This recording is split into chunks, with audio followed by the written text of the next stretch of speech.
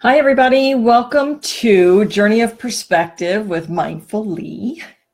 Coffee break or tea break. I've got my tea. Do you have yours? Is this the cutest mug? I just think this is the cutest mug ever. Oh, not great with the camera here. You're joining me in my office today. And today we're going to talk about relationships. Everybody loves to talk about relationships, don't they? And I would love your weigh-in. So when something sparks you, something I say, I'd love to hear from you, see what you feel about the subject.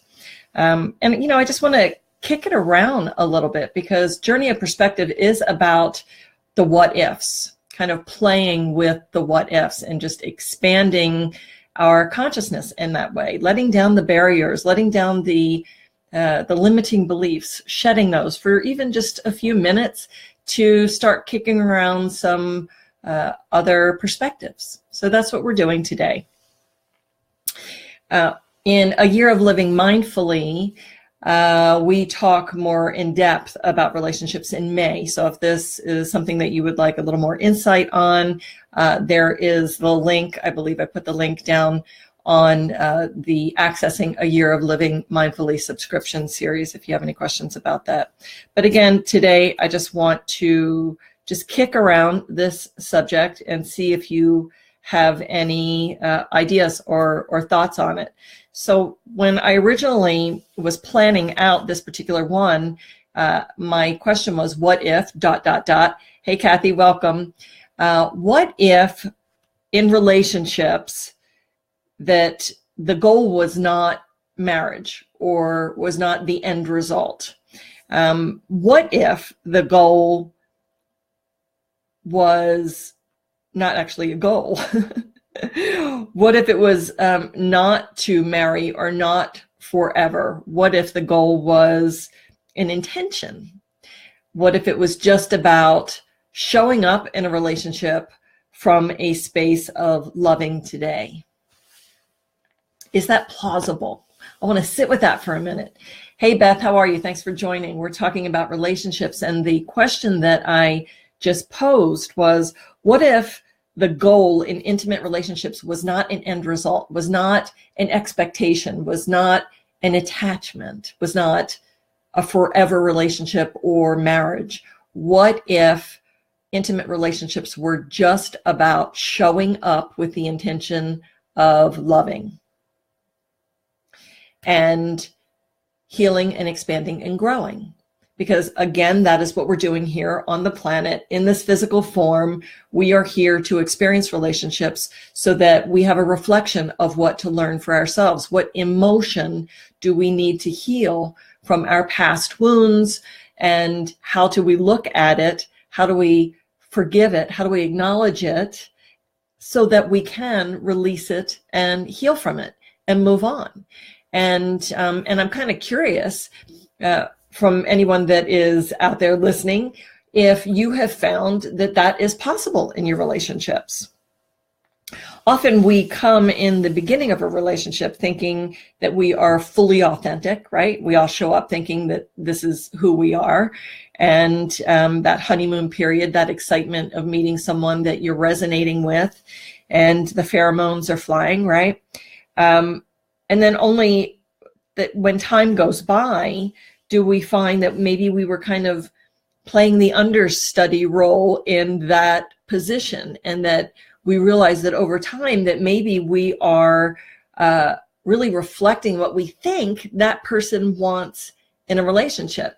Beth, you're weighing in. Great. Yes. How do you do this every day, every hour? Well, great question.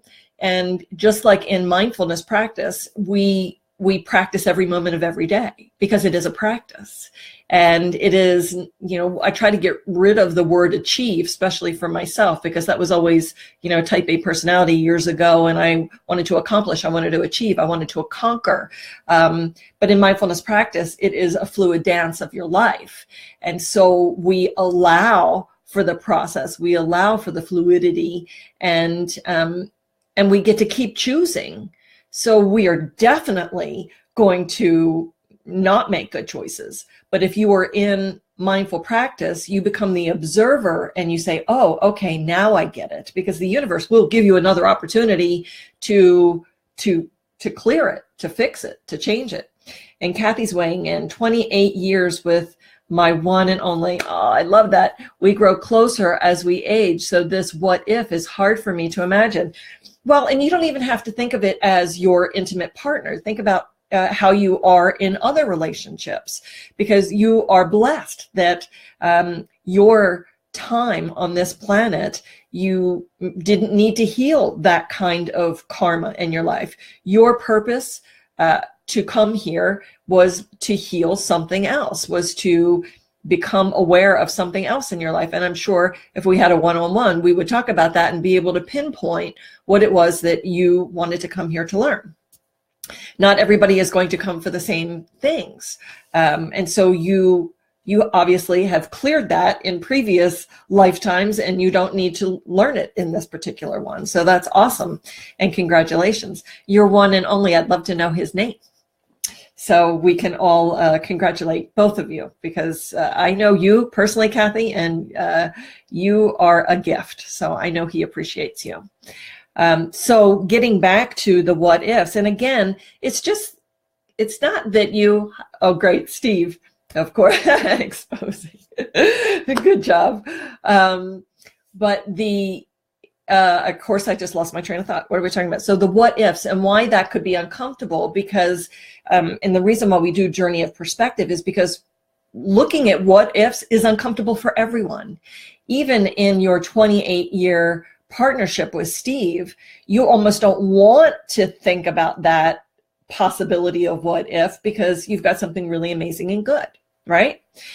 You can still look at this what if in other kinds of relationships, because we're looking at attachment and how you're showing up with expectation, how you're showing up with what are the goals that you're setting, and how you are really coming to a particular relationship. Are you coming to it from a space of lack and void and looking to fill a void, or are you showing up full? Are you showing up with expanded consciousness? Are you showing up with a full heart, with self-love? And even if you are, the universe still gives us those opportunities to play that role that we are perceiving that other person wants us to play. And that, can trick us up. But I encourage you to, in all relationships, whenever there is something prickly, there's a rub, there's contrast. Oh, beautiful contrast. Let's take a moment about contrast. Contrast you can learn to love contrast. You can learn to have fun with contrast. But in the beginning, it's very prickly. It doesn't feel good. It's uncomfortable. But if it's presenting, it is giving you an opportunity to put that mirror up. But what we've been taught is blame. What we've been taught is, oh, there's contrast. We feel resistance.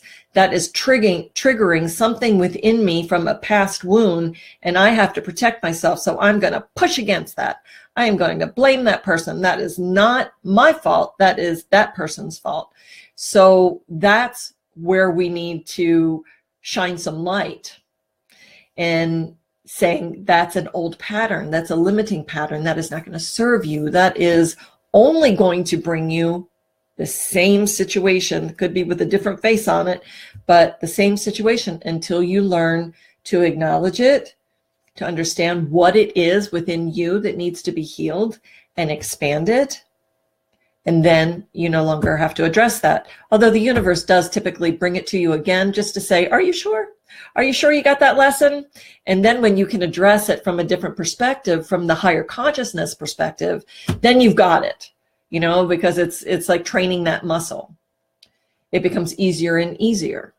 And even in a 28-year relationship, Kathy, I'm sure there's opportunity where things come up that you can still practice this. It's not that you would say that this is a karmic relationship. It seems to me that what you have is a twin flame relationship, which is beautiful. And a lot of times people will talk about soulmates. And soulmates are what they assume is the goal, because they want to find that ultimate love. Well, in karmic relationships, a karmic relationship because it's like a flash of a fire, and then it starts to dim.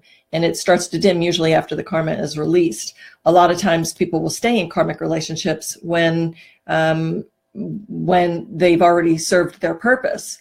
And why do they stay in karmic relationships? Why do you think? I would love to hear what people think about why someone would stay in a karmic relationship that is not serving them any longer.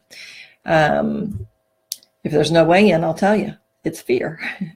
Fear of the unknown. Fear is also what a lot of times why they don't leave relationships that are not serving them, is the fear of the unknown, the fear of what's the next step, instead of understanding that they are the deliberate creator of their reality and they can create something that is going to be a better fit for them. So that's karmic. And then we go into this in a deeper level in A Year of Living Mindfully, but just to touch on it. And then soulmates. Soulmates are beautiful and they can last a long time. They could last for your forever. But there's always something to learn in soulmate relationships. And then the twin flame is where you are reaching, that is more of a spiritual connection, where two people are showing up in their height of in their consciousness, and they mirror each other a lot.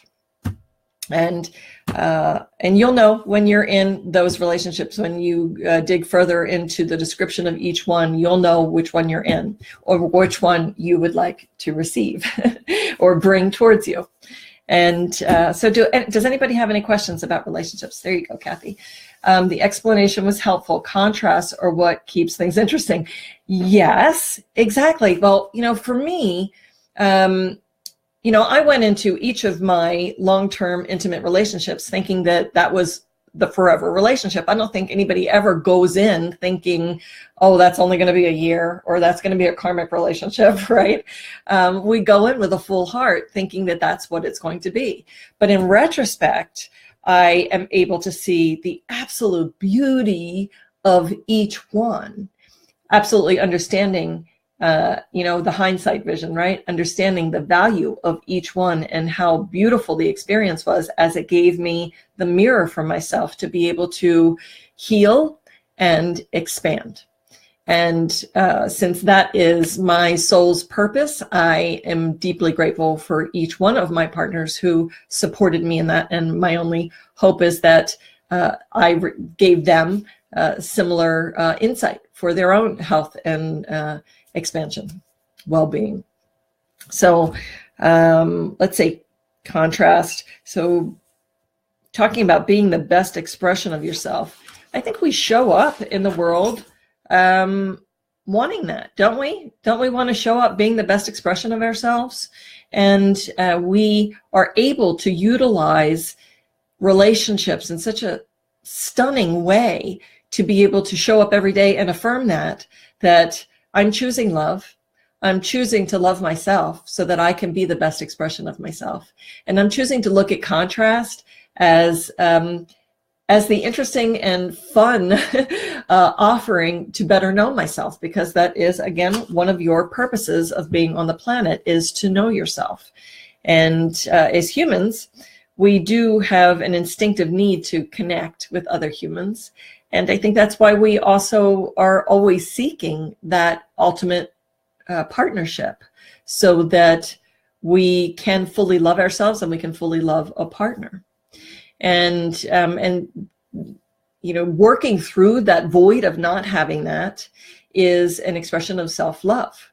So in that free book that I have, the Roadmap of Living Mindfully, which the link is there as well, the Roadmap to Living Mindfully, understanding self-love, self-care, and self-mastery, that if you haven't read that, I encourage it highly, because it will bring everything back to you are a better friend, you are a better parent, you are a better spouse, a better partner, a better boyfriend, girlfriend, you are a better boss, you are a better employee.